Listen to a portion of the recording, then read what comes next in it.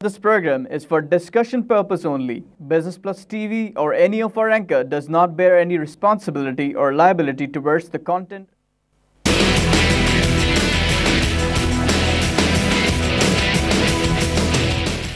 बिस्मिल्लाहिर्रहमानिर्रहीम। अस्सलाम वालेकुम नाजरीन, कराची मरकज़ से मैं हूं आपका मेज़बान खलील अहमद। आप देख रहे हैं प्रोग्राम आप और कारोबार। बजट के हवाले से बहुत ज़्यादा सेमिनार्स हो रहे हैं, गुफ्तगू हो रही है, डिस्कशंस हो रही है। जो भी डिस्कशन आजकल बिज़नेस कम्युनिटी के लोग कर रहे हैं उसमें एक एलिमेंट बहुत ज़्यादा पावरफुल है, एंड दैट इज़ कि बजट में क्या होने जा रहा है। टैक्सेस रेशनलाइज हो रहे हैं, मज़ीद टैक्सेस लग रहे हैं, इम्पोर्ट कितना ज़्यादा हमें फैसिलिटेशन मिल रही इन terms of import of raw material. हम एक्सपोर्ट करेंगे तो क्या हमें फ़वाइद मिलेंगे। और अगर हम बात करें डिस्काउंट रेट की तो डिस्काउंट रेट 6% पे है, हिस्टोरिक लो। आने वाले दिनों में क्या होने जा रहा है, अगले साल का इन्फ्लेशन टारगेट क्या होगा। रेवेन्यू कलेक्शन के हवाले से अगर हम देखें तो वो तो तकरीबन ही चीज़ें सामने आ गई हैं, पता नहीं उसमें कोई चेंज होगी या नहीं होगी। लेकिन ये कहा जा रहा है कि जी आने वाले फिस्कल ईयर में, अगले फिस्कल ईयर में जो रेवेन्यू टारगेट होगा गवर्नमेंट का वो होगा तकरीबन 3,700 अरब रुपए। इस माली साल का जो 3,100 अरब 3,100 अरब रुपए का टारगेट है उसमें अभी तक की कलेक्शन अगर हम देखें तो 2,100 अरब रुपए कलेक्ट हो चुके हैं। अगर हम ऑयल प्राइसेस के हवाले से बात करें तो ऑयल प्राइसेस हिस्टोरिक लो जब आई तो हुकूमत को ज़ाहिर है उससे काफ़ी फ़ायदा हुआ। हमारा ऑयल इम्पोर्ट बिल पिछले माली साल में 12.2 अरब डॉलर रहा और इस माली साल में तो ये कहा जा रहा है कि इंशाअल्लाह ये हमें तकरीबन कोई 6 से 7 बिलियन अमेरिकन डॉलर्स की सेविंग होगी इन टर्म्स ऑफ ऑयल प्राइसेस। इसका इम्पैक्ट इकॉनमी पे कितना ज़्यादा पॉजिटिव आ रहा है इसी वजह से बात करेंगे। मैं आज स्टूडियोज़ में ज्वाइन किया है खालिद तवा साहब ने, चेयरमैन है तवा ग्रुप ऑफ कंपनीज़ के। खालिद साहब प्रोग्राम में खुशामदीद करते हैं आपको। Thank you. You welcome. सबसे पहले क्या सिफारिशात हैं बजट के हवाले से? बिस्मिल्लाहिर्रहमानिर्रहीम। देखिए, बजट हर साल आता है और हर साल उसकी अपनी इम्पोर्टेंस होती है, लेकिन बजट में चीज़ों को टारगेट किया जाता है कि इस साल बजट में हमने क्या चीज़ टारगेट की है। मिसाल के तौर पे जो फेडरेशन रिकमेंड कर रहा है और जो मैं समझता हूँ इस मुल्क की सबसे बड़ी ज़रूरत है वो ये है कि इस मुल्क में सरमायाकारी की जाए, यहाँ इंडस्ट्रियलाइजेशन हो, ताकि जो अनएम्प्लॉयमेंट का जो हम तवक्को करें, अनएम्प्लॉयमेंट अगर इसी तरह हालात चले तो शायद अनएम्प्लॉयमेंट जो है उसका ग्राफ बड़ा ऊपर चला जाए। उससे तमाम न सिर्फ मुल्क की इकॉनमी बल्कि लॉ एंड ऑर्डर और सारी चीज़ें जो हैं वो ख़राब होती चली जाएंगी। तो बजट में बेसिक टारगेट जो फेडरेशन कर रहा है वो कर रहा है टू चैलेंज अनएम्प्लॉयमेंट, और जब अनएम्प्लॉयमेंट चैलेंज होगी, नई इंडस्ट्रियाँ लगेंगी, एक इकॉनमी का पहिया बेहतर तरीके से चलेगा तो उससे आपके टैक्सेस भी आ जाएंगे और उससे आपकी एक्सपोर्ट भी बढ़ेगी। उसके लिए क्या किया जाए, तो सबसे बड़ी जो फेडरेशन ने तजवीज़ पेश की है उनको कि तमाम मशीनरी की इंपोर्ट वैसे भी फ्री है, इंपोर्ट की पाबंदी कोई नहीं है, लेकिन ये 5% इस पर इंपोर्ट ड्यूटी लेते हैं और सेल टैक्स भी लेते हैं। अब हैरान कुन बात यह है कि जो मशीनरी आ रही है, machinery is not for sale. Machinery तो मशीनरी और मशीनें लगेंगी और प्रोडक्शन में आएंगी, तो उस पर सेल टैक्स का कोई कॉन्सेप्ट नहीं है। तो फेडरेशन ने सबसे पहले तो ये कदम उठाया कि ये हमारी मीटिंग तकरीबन 4 से 5 घंटे पॉइंट टू पॉइंट, इसहाक डार साहब भी मौजूद थे, FBI के चेयरमैन भी मौजूद थे, हारून अख्तर साहब भी मौजूद थे और तमाम FBI के मेम्बरान मौजूद थे। इसहाक डार साहब तो तकरीबन 1.5-2 घंटे बैठे हमारे साथ, फिर वो चले गए। बाकी शिक क्लॉज टू क्लॉज हमने डिस्कस किया। तो प्रिंसिपली ये बात तो एग्री हुई कि जी सेल टैक्स मशीनरी पे नहीं होना चाहिए। अब आप आ जाए duty on machinery. Duty on machinery पे हमारी सेल्स टैक्स जो आप कह रहे हैं परसेंटेज, अगर हम बात करें तो परसेंटेज कम करने के हवाले से बात हुई है, बिल्कुल ही ना होने के हवाले से? मैं आपसे बात कर रहा हूँ sale tax on machinery only. Machinery में सेल टैक्स का कोई कॉन्सेप्ट ही नहीं है ना, क्योंकि machinery is not for sale. Machinery तो प्रोडक्शन देगी आपको। मैं सिर्फ ये जानना चाहूँगा परसेंटेज असद कितनी है? 17% है, लेकिन we are not talking about उसी को जो 17% GST चार्ज किया जा रहा है जी, उसमें क्या क्या एक हम कहें कि बात सामने आई है कि जी ये कम होगा, बिल्कुल ही नहीं होगा? देखिए, मैं दूसरी बात कर रहा हूँ, आप बात कर रहे हैं इन जनरल, मैं अभी इन जनरल नहीं आया। मैं मशीन की बात कर रहा हूँ। मशीनरी पर तो हमने कहा है कि मशीनरी में तो कोई क्राइटेरिया, एक चीज़ देखिए सेल टैक्स होती है सेल्स पे, तो मशीनरी की सेल होनी ही नहीं है। तो देयर इज नो चार्ज किया जा रहा है ना, there should not be charge किया जा रहा है, there should not be any concept of sale tax. नहीं चार्ज किया जा रहा है ना जी, चार्ज किया जा रहा है। तो क्या ये आप कहना चाह रहे हैं कि ये चीज़ बेसिकली अग्री सब लोगों ने की है, जिसमें FBR भी, फाइनेंस मिनिस्टर भी, हारून अख्तर साहब ने भी, कि जी मशीनरी की इंपोर्ट पे नहीं होना चाहिए, सेल टैक्स नहीं होना चाहिए, बात होगी जी। और आप समझते हैं कि इसको इनकॉर्पोरेट भी किया जाएगा? जी इंशाल्लाह बिल्कुल किया जाएगा इसको, क्योंकि प्रिंसिपली एवरीबडी इज एग्रीड। एक गलती है कि एक चीज़ सेल्स होनी नहीं है तो उस पर सेल टैक्स का कॉन्सेप्ट नहीं होना। लागू कब हुआ है? 3-4 साल 5 साल हो गए ना ये एक। अच्छा अब आप आज हमारा ड्यूटी पे आया। नहीं, पहले तो उसको ना, ये लागू जब हुआ तो उसकी कोई रैशनल बताई उन्होंने? उसकी नहीं, रैशनल तो कोई कभी भी किसी चीज़ की नहीं बताई जाती है। पता नहीं आप तक अगर पहुंच जाती हो तो हमें तो नहीं बताती। वो कहते नहीं जी, और रैशनल देते ही नहीं है, नहीं देते, कहते बस हमने लगा दिया, अब आपने पे करना है। होता ये है कि जब आप IMF के पास जाते हैं तो IMF कहता है जी कितने कितने पैसे आप जमा करेंगे, क्या क्या सिलसिले है, तो फिर कैप हेजेड वे में बहुत सारे रेन्यूज जो हैं वो पकड़े जाते हैं कि यहाँ से ड्यूटी ले लो, यहाँ से सेल टैक्स ले लो, यहाँ से ये सेल टैक्स ले लो, ये जमा करके और फिर एक फिगर बना ली जाती है और वो कहा जाता है ये हमारा हज़फ हो गया, इंशाल्लाह यहाँ तक पहुँच जाएंगे, हमारा टारगेट है। तो उस टारगेट पे चलते हैं। तो रैशनलाइजेशन तो कोई ना बताते हैं ना कुछ जस्टिफाई होता है, लेकिन मैं समझता हूँ अलहमदुलिल्लाह चीज़ें। अब रैशनलाइजेशन की अगर बात करें, मैं पहले मशीनरी पे ड्यूटी पे आ जाऊँ, उस पर आते हैं वन बाय वन, कि क्या फाइनेंस मिनिस्टर साहब भी या हारून अख्तर साहब जो इस वक्त बेसिकली इस चीज़ को, या FBR के लोग, वो सब ये कहते हैं कि जी जो भी चीज़ हम डिसाइड करते हैं उसमें आप लोगों की इनपुट होती है। मैं सिर्फ इस वक्त टैक्सेस के बारे से बात, मैं आपसे गुजारिश, इनपुट तो हम बहुत सारा देते हैं, उस पर कितना इम्प्लीमेंट करते ये नहीं करते वो सवाबदी सारा उनके पास है। हम तो बहुत सारी चीज़ें बताते हैं। और आपको ये भी बता दूं कि हमारी जो भी सिलेक्शन होती है किसी भी इदारे की, चाहे वो फेडरेशन हो, चाहे वो कोई भी चैम्बर ऑफ कॉमर्स हो, हमारा इंडिविजुअल कोई वो एजेंडा नहीं होता। हम हमेशा एजेंडा जो देते हैं वो मुल्क के मफाद में देते हैं ताकि मुल्क की तरक्की करे। हमारे कुछ गोल हमारे फाइनेंस मिनिस्टर के और FBR के कॉमन है। मिसाल के तौर पर हम कहते हैं जी टैक्स जो है वो नेटवर्क जो है वो ब्रॉड बेस होना चाहिए, ये हमारा मुतालबा भी है, FBR भी चाहती है, मिनिस्ट्री भी चाहती है। लेकिन जब इम्प्लीमेंटेशन का वक्त आता है तो वो चीज़ें उस तरह से नहीं होती हैं, और वो ब्रॉड बेस जो हम सोचते हैं हर साल ऐलान भी होता है बजट में कि जी इस साल इतना ब्रॉड बेस कर दीजिएगा, वो नहीं हो पाता क्योंकि तरीक़ाकार में जो है वो फ़र्क आ जाता है। जी क्या इंडस्ट्री ये कहती है कि हुकूमत का रेवेन्यू जितना भी कलेक्ट होता है, अगर एक वक्त था कि जी 22.6 बिलियन रुपीज़ हुआ, इस दफ़ा अभी तक अगर 2100 अरब रुपये हुआ है, जो भी होता है, क्या इंडस्ट्री ये कहती है कि जितना भी कलेक्ट होता है उसमें 70% से ज़्यादा इंडस्ट्री पे करती है? इस चीज़ पे कॉमर्स एंड इंडस्ट्रीज में तो कोई शक ही नहीं है ना, क्योंकि एक बहुत बड़ा सेक्टर को तो आपने एग्जाम कर रखा है। अब जैसे कि आपने कह दिया कि जी वाकई इंडस्ट्री पे करती है, तो क्या इस बात को FBR भी मानता है? मेरे ख्याल वो तो स्टैटिस्टिक्स फिगर जो आते हैं वो तो स्टेट बैंक भी इशू करता है, FBR भी इशू करता है, लेकिन ना 2 और 2 4 होते हैं, इसको तो कोई भी डेफिनेटली मानता है। FBR वाकई मानता है कि 70% से ज़्यादा जितनी भी गवर्नमेंट की कलेक्शन होती है रेवेन्यू की, उसमें कंट्रीब्यूशन इंडस्ट्री का ही होता है। सिर्फ इंडस्ट्री की नहीं, बिजनेस का आता है, चाहे वो कॉमर्स हो चाहे वो इंडस्ट्री हो। सर्विसेज तो नहीं होगा ना, एग्रीकल्चर तो नहीं होगा ना। देखिए एग्रीकल्चर तो टैक्स ही नहीं है, उसको तो आपने 62% तो ऑलरेडी एग्जाम किया हुआ है। अब तो वो बात हो रही है, मिसाल के तौर पे मैं अगर एक लिमिटेड कंपनी चला रहा हूँ या पब्लिक लिमिटेड कंपनी चला रहा हूँ तो मैं अपनी सैलरी विड्रॉ करता हूँ एंड आई पे the tax on that salary also. आप उसको आप सैलरी क्लास में ले जाते हैं। सवाल है बेसिकली, हमने कोई 1-2 दिन पहले प्रोग्राम किया और उसमें मैंने निसार साहब को, चेयरमैन FBR को कहा कि जी काफ़ी हमें डिफरेंस नज़र आता है इन टर्म्स ऑफ जब बातें करते हैं ना, इंडस्ट्री कुछ कह रही होती है, आप लोग कुछ कह रहे होते हैं, टैक्स के जो एक्सपर्ट हैं वो कुछ और कह रहे होते हैं।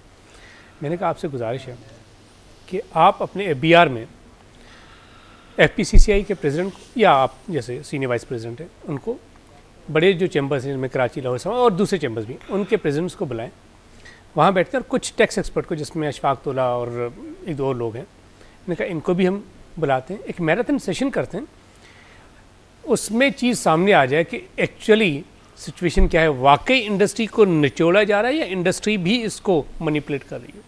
अब देखिए कि वहाँ से रिस्पांस क्या आता है। आप देखिए रिस्पांस क्या आता है। मेरा ख्याल है इंडस्ट्री से या प्राइवेट सेक्टर से 70% there is absolutely no issue. 70-65 तक आ जाएगा, फिगर्स मैंने मेरे हिसाब में नहीं है। आप ये बताएं इस मुल्क पर टैक्स देता कौन है? ये तो जो लोग सर्विस में होते हैं, और सर्विस में भी बिजनेसमैन होता है। मैं आपको बताना ही आपने बिल्कुल ठीक बात की, कोशिश कर रहा था। टैक्स देता कौन है, बड़ी अच्छी बात की आपने। इसलिए कि इनकम टैक्स की जब हम बात करते हैं ना, तो टैक्स एक्सपर्ट भी ये कहते हैं, और हम सब जानते हैं कि कम से कम 5 से 6 मिलियन लोग ऐसे हैं जो एलिजिबल हैं टू पे द इनकम टैक्स। तो देते कितने? असल बात ये, और हमारे यहाँ जो बहुत बड़ी टैक्स सिलेक्शन है वो इनडायरेक्ट टैक्सेस में की सूरत में है। ये जो हमारे टैक्सेस जो हैं एट सोर्स कट रहे हैं। आप बिजली का बिल देते हैं, आपके पास टैक्स कट जाता है। आप टेलीफोन का बिल देते हैं, टैक्स कटता है। आप पानी का बिल देते हैं, टैक्स कटता है। अच्छा, तो ड्यूटीज की उसकी आप बात कर रहे थे, एक तो इम्पोर्ट की आपने बात जी कि दैट इज़, मैं समझता हूँ, मेरा पर्सनल एनालिसिस है कि आपने ठीक बात की है। इसलिए कि जब आप इंपोर्ट करेंगे मशीनरी, तो जब वो आएगी तो प्रोडक्शन होगी, लोगों को नौकरियां मिलेंगी, इकोनॉमी का पहिया घूमेगा। दूसरी जो आपकी डिमांड थी, देखिए इसी में हमने कहा था ये ड्यूटी कलेक्ट करते हैं 5%। मैंने कहा था ये आप एक कैपिटल कॉस्ट बढ़ाते हैं एक इंडस्ट्री को लगाने के लिए, तो अव्वल तो ये ख़त्म होनी चाहिए। और अगर आप समझते हैं कि नहीं जी ये रखनी चाहिए, तो आप इसको डेफर्ड पेमेंट पे लेके जाए प्रोडक्शन के 2 साल या 3 साल के बाद उसको शुरू करें, 1-2 साल का टाइम दें, ताकि आपको अगर जहन में ये है कि बहुत बड़ा रेवेन्यू है तो आपको रेवेन्यू भी मिल जाए और कैपिटल कॉस्ट जो है वो कम हो, ताकि लोग जो है वो इंडस्ट्री की तरफ आएँ। और मेरा ख्याल है गवर्नमेंट इसको भी बड़ा सीरियसली कंसिडर कर रही है। अगर ऐसे इक़दाम आप उठाते हैं, कंसिडर कैसे कर रही है? ड्यूटी को कम करने के हवाले से परसेंटेज या बिल्कुल ही वेव करने के? हमने तो दोनों हवाले दे दिए ना उनको। क्या आप वेव कर दें, मैं भी दोहराता हूँ, हमने कहा तो वेव कर दें कि डेफर्ड पेमेंट कर दें। जब मशीनरी आ जाए, इंस्टॉल हो जाए, प्रोडक्शन शुरू हो जाए, उसके साल या 2 साल बाद आप वो अपने टैक्स ले लीजिए। नहीं, आपकी प्रेफरेंस तो होगी ना कोई, या तो 100% वेव कर हमारा प्रेफरेंस तो ये है कि आप कैपिटल कॉस्ट ले ही नहीं आप, लेकिन अगर गवर्नमेंट की मजबूरी है टैक्सेस आपने लेने हैं आप, तो आप उसको डेफर्ड पेमेंट भी चले जाएँ। ये दोनों तजावीज़ हमने उनको क्या लगता है कि क्या क्या होने जा रहा है? देखिए लेने को बात नहीं, मेरा ख्याल है अगर डेफर्ड पेमेंट में भी चले जाते हो तो there is no harm in it. उसमें जो कैपिटल बेसिकली जो बेस है इसका, डेफर्ड पेमेंट का कोई टाइम ड्यूरेशन वगैरह जी प्रोडक्शन के साल या 2 साल के बाद।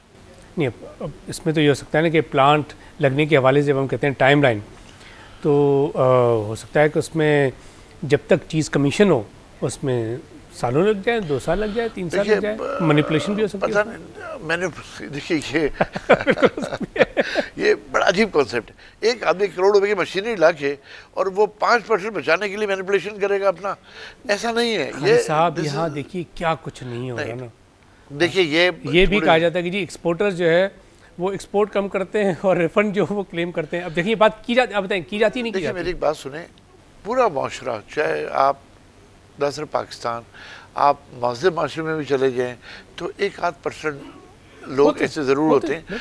तो आप उनको मिसाल देके एक पूरी कौम को उस तरह जज करना शुरू कर दें, एक पूरी बिजनेस कम्युनिटी को उस तरह जज करना शुरू कर दें, वो गलत है। बिल्कुल ठीक कहा आपने। आप आज हम अपना खून देते हैं, मेहनत करते हैं, कमाते हैं, टैक्सेस में पैसे देते हैं, और उसके बाद सबसे बड़ा टैक्स चोर जो है वो होता है। भाई टैक्स चोर कौन होता है? जो टैक्स देता है।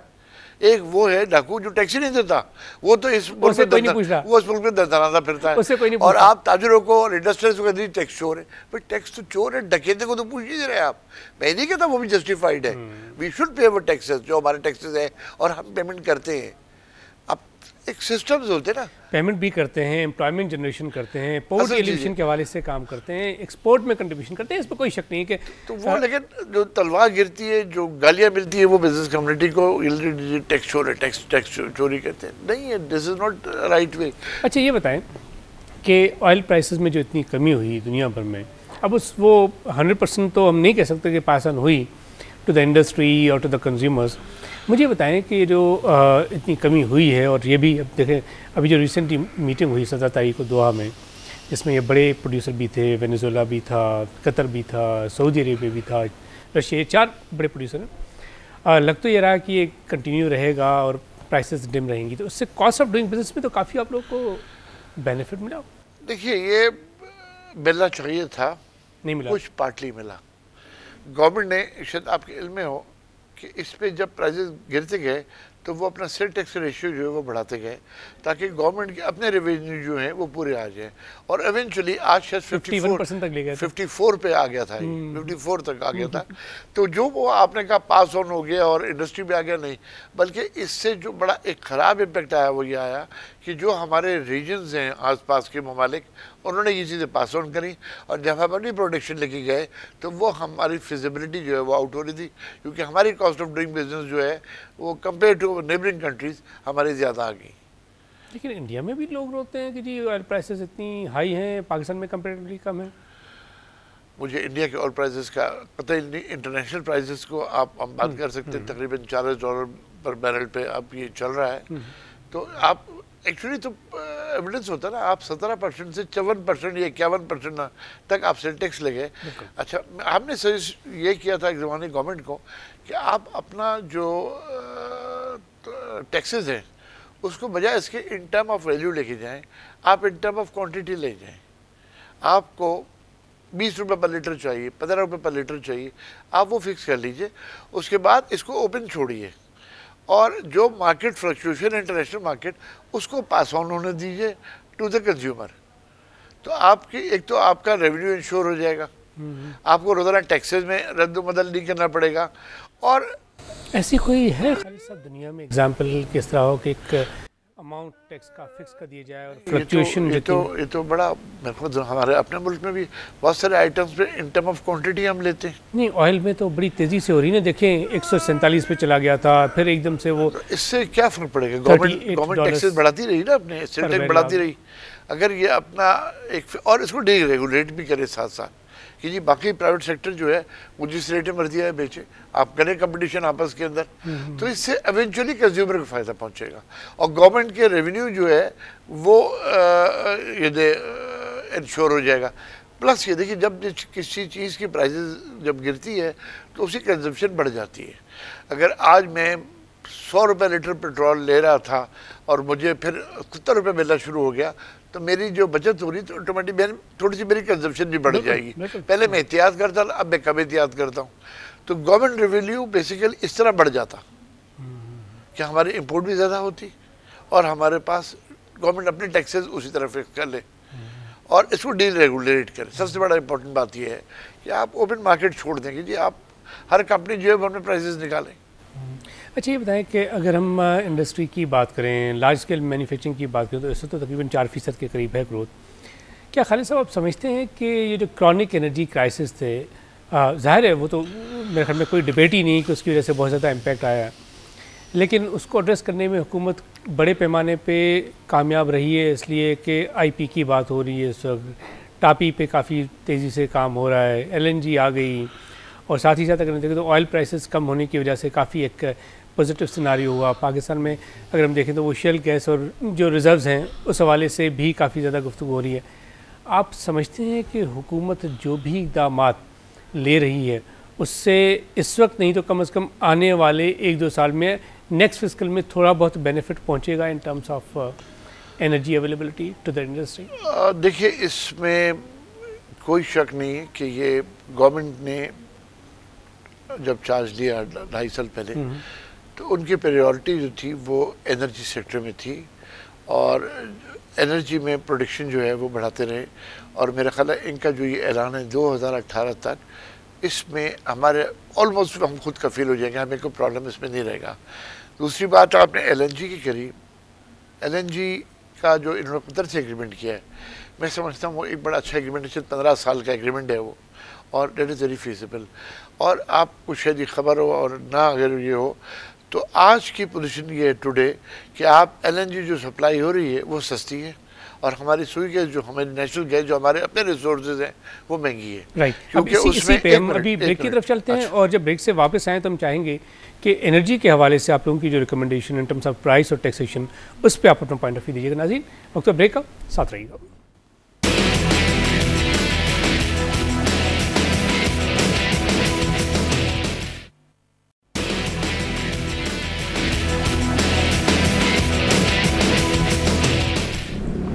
Welcome back. नाज़रीन, हम बात करें बजट प्रपोजल्स के हवाले से। खालिद साहब ये फरमाइएगा कि टैक्सेशन के हवाले से भी बात कर रहे थे, ये जो वॉलंटरी टैक्स कंप्लाइंस स्कीम हुकूमत ने इंट्रोड्यूस की, जब ये माली साल शुरू हुआ तो ज़ाहिर बजट जब पेश किया गया तो 0.3% 0.6% का जो कॉन्सेप्ट आया, अब नॉन फाइलर है 0.6%, एहतजाज हुए, बातचीत हुई, एक ऑर्डिनेंस आया, एक्सटेंशन 1 2 3 4 एक्सटेंशन आई, फिर अल्टीमेटली ये जो वॉलंट्री टैक्स कंप्लाइंस स्कीम आई। अब ये ख्याल ज़ाहिर किया जाता है कि कम से कम 10 लाख ताजर तो आएंगे।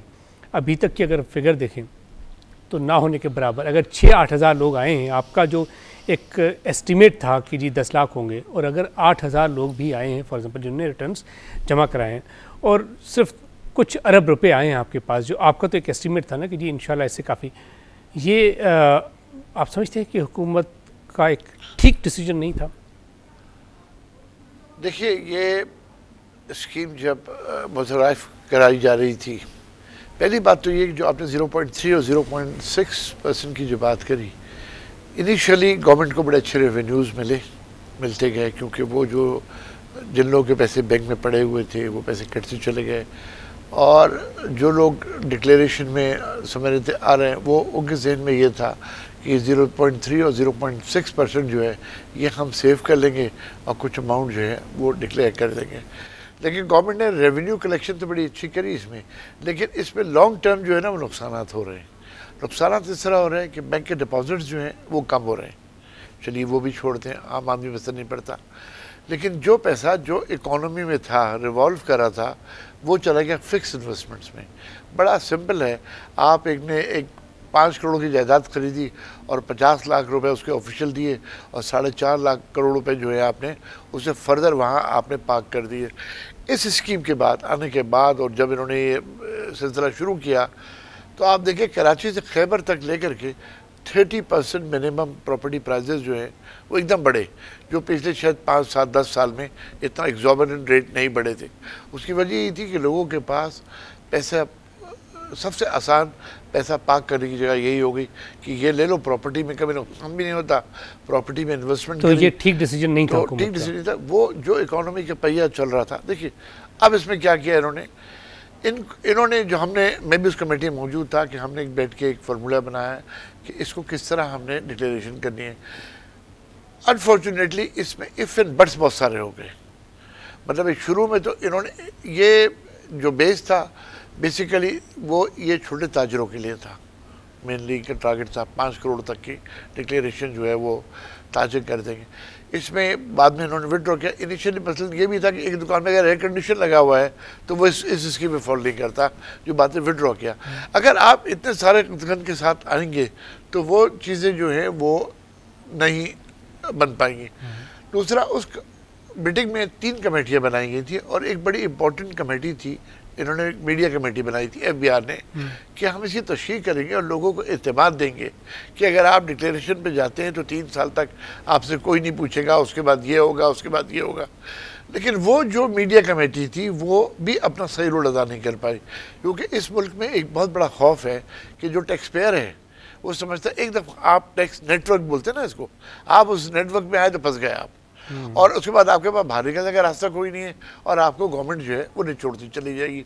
तो लिहाजा वॉट एवर द मीन्स हम इस्तेमाल करें, हम रिश्वत दे दें, पैसे दें और इस नेटवर्क के बाहर रहें, ताकि हम ये देखें जो नेटवर्क में लोग फंसे हैं उनका क्या असर हो रहा है। पिछले सालों से यही देखते चले आ रहे हैं। खान साहब ये बताइएगा कि अगर हम इस माली साल की बात करें, हम सिर्फ 2 ही महीने रह गए जी, सेमिनार्स भी हो रहे हैं, प्रपोजल्स भी आ रहे हैं, अब क्या अगले माली साल के लिए ये जो डिसीजन आ गया, जो स्कीम आई नाकाम हो गई, जो कुछ भी हुआ, चलें इसको रखते हैं एक तरफ, क्या सजेशन है कि कैसे इसको बेहतर बनाया जाए ताकि अगला माली साल जैसे ही शुरू हो कम से कम एहतजाज ना हो, प्रोटेस्ट ना हो और फिर कलेक्शन भी बेहतर हो?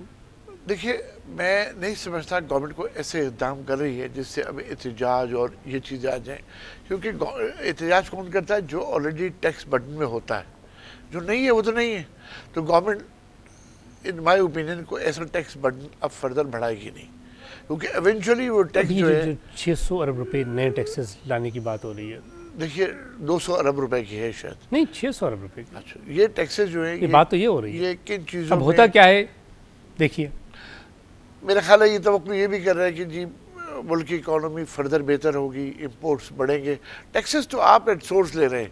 आप ये देखिए कि आपके पास इनकम टैक्स जो है वो एट सोर्स के अलावा कितना आपके पास कलेक्शन होता है, उसकी मशीनरी में कितना पैसा खर्च करते हैं उसी कलेक्शन में, और जो डायरेक्ट आप वहाँ से टैक्स काटते हैं एट सोर्स, उसमें क्या फ़र्क पड़ता है। अच्छा, ये बताएं कि हम अपनी अगर बात करें बरामदात की, बरामदात का तो जो हशर और नशर कहूँगा मैं, जो इस माली साल में हुआ है उसको देखते हुए तो देखिए ना, अगर हम पहले 9 महीने की बात कर लें और अगर हम अपनी फिगर्स देख लें उसको देखते हुए तो यही लगता है कि टारगेट तो खैर दूर की बात है, अभी भी अगर $2 बिलियन से कम की बरामदात हुई हैं। अब उसमें बहुत सारे फैक्टर्स हो सकते हैं, इकोनॉमिक एनर्जी क्राइसिस भी हो सकते हैं, इसके अलावा फिर ज़ाहिर जो दुनिया भर में मसाइल हैं उसका इम्पैक्ट भी, क्योंकि ज़ाहिर है हम एक इंटीग्रेटेड इकॉनमी। लेकिन अब आने वाले साल में अभी तक अगर देखें, इस माली साल के पहले 9 महीने में हमारा तजारती खसारा तकरीबन $17 अरब तो हो चुका है, तो ये 20 तक तो मेरे ख्याल में पहुँच ही जाएगा। तो अब चलें इस माली साल को रखते हैं एक तरफ, अगले माली साल में बरामदात को बढ़ाने के हवाले से हुकूमत बजट में क्या ऐसे इकदाम आप समझते हैं करें? देखिए, सबसे पहले तो वो अवामिल देखी जाए कि इस साल हमारी बरामदात कम अगर हुई है तो उसके रीजंस क्या हैं। अगर आप ओवरऑल उठा के देखें तो पूरी दुनिया में तकरीबन जिस मुल्क को आप ले लें, मिसाल के तौर पर मेरे ख्याल है इंडिया में 22% के करीब गिर गया है, चाइना जैसी जगह पे 14% गिरा है। ये भी वाज़ेह रहे कि चाइना ने अपना जो युआन है उसको तकरीबन 7% के करीब डिवैल्यू किया है। अगर आप कनाडा चले जाए, कनाडा की अमेरिका की बरामदात भी गिरी हैं, और कनाडा ने जो अपना कैनेडियन डॉलर है वो भी 30% डिवैल्यू किया है। तो लोगों ने डिवैल्यू भी इसीलिए किया ताकि उनकी बरामदात इन टर्म ऑफ क्वांटिटी ना गिरे। मैं समझता हूँ अगर आप पाकिस्तान में आ जाएँ और ओवरऑल अक्रॉस द बोर्ड हर चीज़ की कम्युनिटी प्राइजेस जो है वो गिरी हैं। आप इस तरह हमारे साथ एक बड़ा अनफॉर्चुनेट एक आंसर ये हो रहा है जो शायद मैं समझता हूँ मीडिया को और आप लोग को हाईलाइट करना चाहिए। हमारे यहाँ कॉटन जो है वो पाकिस्तान की बैकबोन है। कॉटन लास्ट ईयर जो हमारे यहाँ प्रोडक्शन हुई वो हुई थी 14.8 मिलियन बेल्स। इस साल जो हुई है वो ये 9.6 million bales, around 10 million bales. चलिए 10 मिलियन है तो 40% कम होगी। आप हमारी बैकबोन हमारी कॉटन जो है वो 40% रिड्यूस होगी और हम कहते हैं कि जी हमारी एक्सपोर्ट बढ़ जाएगी। How it is possible, number one.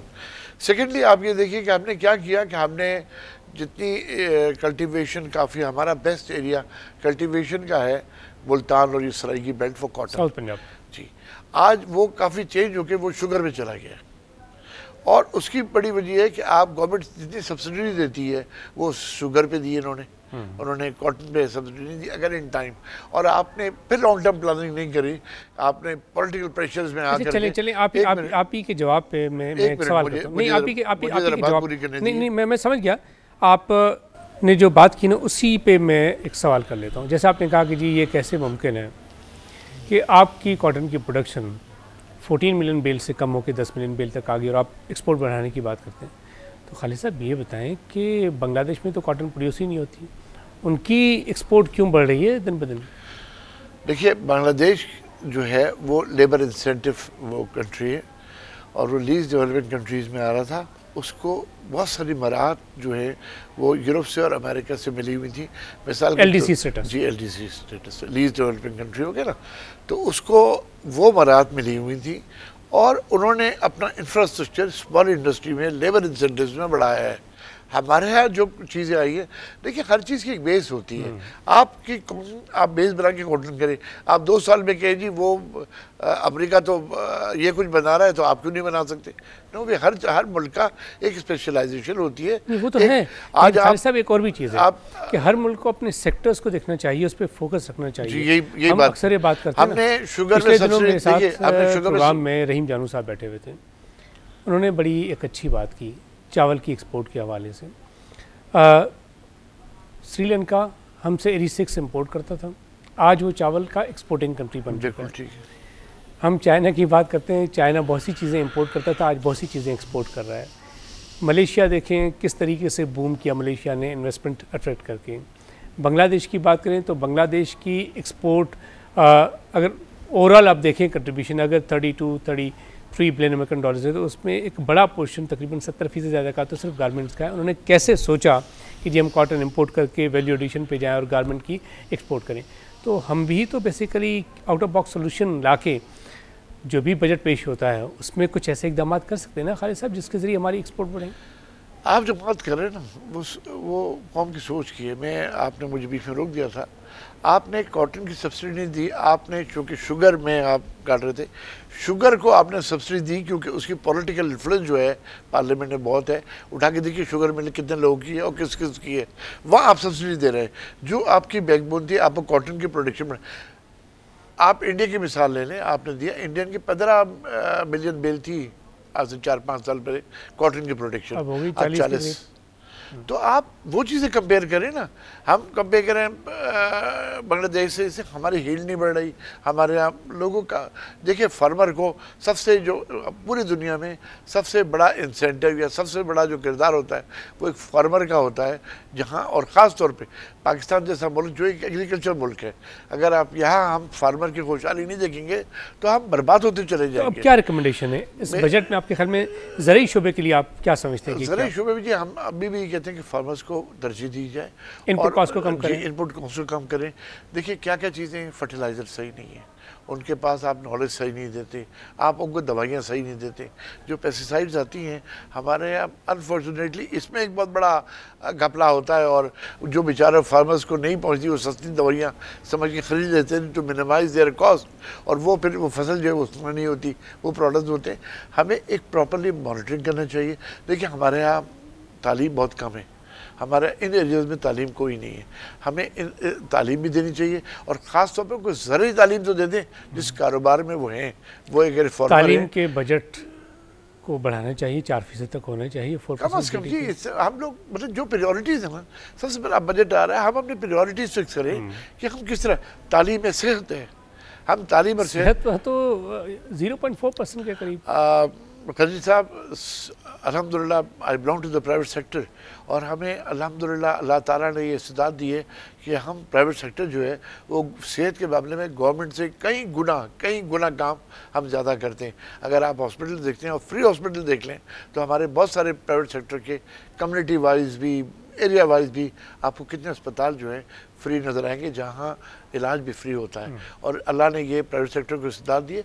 Government का तो बस की बात ही नहीं है, ना गवर्नमेंट कर सकती है, ना आप क्या कुछ सोशल, पूरी दुनिया में सोशल सिक्योरिटी सिस्टम होता है। आप हम भी फैक्ट्री में सोशल सिक्योरिटी के पैसे देते हैं, हम EOBI में देते हैं, हम पैसे दे सब जगह देते हैं। होता क्या है? लेकिन उसका होता यह है कि करप्शन की नज़र हो जाता है। आज भी जो पिछले चेयरमैन थे EOBI की वो प्रॉब्लम है, करप्शन के केसेस खुले हुए हैं। तो at what cost? At the cost of the labour. कितना बड़ा जुल्म है और कोई पूछने वाला नहीं है। इसमें बेहतर यह था कि आप इंडस्ट्री हो गया जी, आप लगाएं पैसे और आप हमें हिसाब दें, आप मजदूरों के लिए क्या कुछ। मिनिमम वेज क्या सजेस्ट करते हैं आने वाले बजट में? आप तो ज़्यादा नहीं करेंगे, आप तो बोलेंगे कम करें इसलिए कि आपको ज़्यादा पैसे कम ज़्यादा। देखिए ये भी कॉन्सेप्ट आपका गलत है। अगर मेरा मजदूर और मेरे यहाँ काम करने वाला अगर वो खुशहाल नहीं है, अगर वो अपने खुशहाल से मुराद अपने ज़रूरत ज़िंदगी पूरा नहीं कर सकता। साहब ये बताएं कि मिनिमम वेज दी जाती है? एक मिनट, पूरा अगर वो बिल्कुल तो वो चोरी करेगा मेरे पास, वो गलत मीन्स इस्तेमाल करेगा, अल्टीमेटली लूज़र भी मैं ही होऊंगा। तो हमें ये एक सबक लेना चाहिए कि हम अपने मजदूरों को हम अपने इतना ज़रूर कर पेमेंट करें जिससे उनकी ज़रूरत ज़िंदगी जो पूरी हो। करते हैं? सच बताइएगा। बिल्कुल, देखिए आपके इल्म में तो है, आपका तो इतना मेरा ख्याल है एक बहुत बड़ी तादाद जो है लोगों की करती है, मिनिमम वेज दे रही है। जी दे रही है। और उसकी वजह मैंने आपको बताई कि हमारे यहाँ जो सोशल सेक्टर काम कर रहा है ना वो वेरी एक्टिव। हमारे यहाँ ज़कात का कॉन्सेप्ट अच्छा इस शहर में बड़ा अच्छा है, वो भी एक है।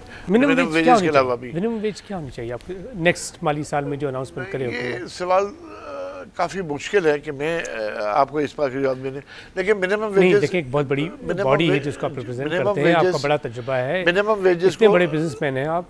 मिनिमम वेजेस का ये तकनीक ज़रूर लगा लें कि मिनिमम वेजेस वो होनी चाहिए जिसमें एक आदमी 2 बच्चे, एक मियाँ बीवी अपनी ज़िंदगी गुजार सके। आज हमारे यहाँ वो तो 42% लोग जो है वो तो फिर ही होगा कि कम से कम 20,000 रुपये तो होनी चाहिए। वो तो फिर आप जो स्टैंडर्ड बनाना चाहें, लेकिन 20,000 में फिर ये भी तो देखें कि वो इंडस्ट्री भी चल सकती है, नहीं चल सकती। दोनों चीज़ों को बैलेंस करके नहीं देखें, इसमें बना। आपने जैसे कहा कि एक फैमिली चल सके, बाय एंड लार्ज तो एक ब्रेड विनर होता है ना हमारे मुल्क में फैमिलीज़ में, अगर मियाँ बीवी और कम से कम 3-4 बच्चे हों तो पढ़ाई का खर्चा देख लें, फिर जो सेहत के हवाले से हम पढ़ाई का खर्चा तो गवर्नमेंट तो अब स्कूलों में फ्री पढ़ा रही है, वहाँ अब एजुकेशन स्टैंडर्ड एक डिफरेंट चीज़ हो गई, लेकिन एक्चुअली तो तालीम हमारे यहाँ मुफ्त है। तो वो भी तो आप लेकिन वैसे बजट आप हम देखें कि एक फैमिली का मिनिमम बजट अगर हम देखें तो क्या पर मंथ आपके ख्याल में, ज़ाहिर आप लोग तो एस्टिमेट करते हैं ना, ये तमाम चीज़ें तो हम भी करते हैं, हमें बताया कि पाकिस्तान में क्या ये पॉसिबल है कि कोई भी फैमिली 12,000 रुपये में गुजारा करे? जिनको 12,000 रुपये तनख्वाह मिलती है वो किस तरीके से ज़िंदगी गुजारते हैं? देखिए आप आज मैं अपने घर से मिसाल आपको तो मेरा ड्राइवर को मैं 18,000 रुपये महीना देता हूँ, प्लस बोर्डिंग लॉजिंग खाना पीना रहना सारा मेरे ज़िम्मे होता है। जो पैसे बचते हैं वो मेरे ख्याल 17,000 रुपये, 1,000 रुपये ज़रूर रखता होगा अपने लिए, ये पैसे मुझे। इसी तरह हमारे यहाँ गार्ड्स हैं, चौकीदार हैं, तो वो आ गया। जब जो आदमी जब आप लेबर फोर्स पे आते हैं फैक्ट्री के अंदर, तो वो एक डिफरेंट कॉन्सेप्ट आ जाता है। उनके लिए हम आज भी जो बड़ी फैक्ट्री हैं लेबर सोसाइटीज़ भी बनाते हैं, उनको अकोमोडेशन भी प्रोवाइड करते हैं, तो चीज़ें जो उनकी सहूलतें होती हैं ना वो भी हम कोशिश ये करते हैं उनको मिले। इसके अलावा उनका फ्री मेडिकल भी कराते हैं। मैंने कहा तालीम उसूली तौर पर फ्री है, लेकिन वो इम्प्लीमेंट नहीं हो पाती है। ये बताइएगा खालिद साहब के रेमिटेंसेस पाकिस्तान में देखें कि बड़ी तेज़ी से बढ़ रहे हैं अल्हम्दुलिल्लाह। अब पिछले माली साल में तो ये $18.5 अरब थे, इस माली साल में अभी तक तो 14 बिलियन अमेरिकन डॉलर आ चुके हैं, कोई 19-20 बिलियन अमेरिकन डॉलर 18.5 ही थे पिछले, 18.5 billion American dollar last fiscal में थे। इस माली साल में अभी तक 14 बिलियन अमेरिकन डॉलर आ चुके हैं, 19-20 बिलियन अमेरिकन डॉलर तो लाजमी होंगे। ये बताइएगा कि क्या ऐसे इकदाम करे हुकूमत, बजट आ रहा है, क्या प्रोपोजल आपका कि जिसके ज़रिए कुछ मज़ीद इंसेंटिव दिए जाएँ और लोग पैसे भेजें? देखिए इंसेंटिव तो अपनी जगह पर है, मैं समझता हूँ थोड़ा सा हमारा यहाँ वोकेशनल सेंटर्स खोलें, लोगों को थोड़ी सी तालीम दें, प्लम्बर बनने की, इलेक्ट्रीशियन बनने की। बहुत अहम बात की आपने, बिल्कुल इस पर कोई फोकस नहीं, बजाय इससे बातें करते हैं। जो हम बातें करते हैं, अगर आपको याद हो इस शहर में कराची पॉलिटेक्निक कॉलेज हुआ करता था, शायद आज भी हो, लेकिन उसकी स्किल आज वो नहीं आ रही है। अगर आप थोड़ी सी भी ट्रेनिंग दे दें ना, आज इस शहर में रहते हुए अगर आप अच्छे इलेक्ट्रीशियन के लिए जाना चाहें, एक प्लम्बर के लिए जाना चाहें, तो आपको नहीं मिलेगा आसानी के साथ, और वो आएगा तो एक विजिट के ऊपर इतने पैसे लेगा कि वो आराम से अपना यहाँ बैठ के भी गुजार सकता है। तो बेसिकली जहाँ हमें वोकेशनल सेंटर्स खोलने चाहिए, मेरी नज़र में नहीं गुजरता कि वोकेशनल सेंटर्स जो है वो खोलेंगे। आपको टेक्सटाइल बेस है, टेक्सटाइल में आप लोगों को तालीम दें, इनिशियल तालीम दे दें। आप ऐसे अब अगले साल के बजट में हुकूमत को वोकेशनल इंस्टीट्यूट्स के लिए एक बड़ा अच्छा बजट रखना चाहिए, ताकि और वो फ्री ऑफ कॉस्ट हो लोगों के लिए, ताकि ज़ाहिर जब लोग स्किल्स गेन करेंगे तो पाकिस्तान के लिए काफ़ी बेनिफिशियल होगा। ये वो है जो आप ओवरसीज आपने पूरी वो बनाई हुई है, मिनिस्ट्री बनाई हुई है ओवरसीज एम्प्लॉयज़ के लिए, तो वो सोसाइटी वो मिनिस्ट्री ये काम करे, लोगों को एजुकेट करे इनिशियल छोटे छोटे कामों के लिए, ताकि बजाय अनस्किल्ड लेबर होने के वो एक स्किल्ड लेबर कैसे जाए तो शायद उनकी धक्का डबल हो जाए। बिल्कुल, ये 20 के हम 40 भी कर सकते हैं। That's right. खालिद अवास साहब, it was really great having you on the show, thank you so much. Thank you जनाब, thank you very much. Well नाज़रीन, पाकिस्तान में अगर हम बात करें तो इसमें कोई शक नहीं कि पोटेंशियल बहुत ज़्यादा है, लेकिन शायद हम उन सेक्टर्स पे फोकस नहीं रखते जिनमें काफ़ी ज़्यादा पोटेंशियल है। बहुत से सेक्टर्स हैं, अभी हम बात कर रहे थे एक पाकिस्तान में एक अहम सेक्टर की अगर हम बात करें तो वो वोकेशनल ट्रेनिंग का एक सेक्टर है जिस पे अगर फोकस रखें तो ये वो लोग जिनके पास स्किल्स नहीं हैं। हम सिर्फ पाकिस्तान में बात करें, पाकिस्तान में फैक्ट्रीज़ में स्किल वर्कर्स की बहुत ज़्यादा कमी है। इस हवाले से देखते हैं कि आने वाले बजट में क्या इकदाम किए जाएंगे। उम्मीद है आपको हमारा आज का प्रोग्राम पसंद आया होगा। आप अगर फीडबैक देना चाहते हैं तो फेसबुक और ट्विटर के ज़रिए फीडबैक दे सकते हैं। अब तक के लिए इतना ही। अपने मेज़बान खलील अहमद और हमारी पूरी प्रोडक्शन टीम को इजाज़त दीजिए। अल्लाह हाफ़िज़।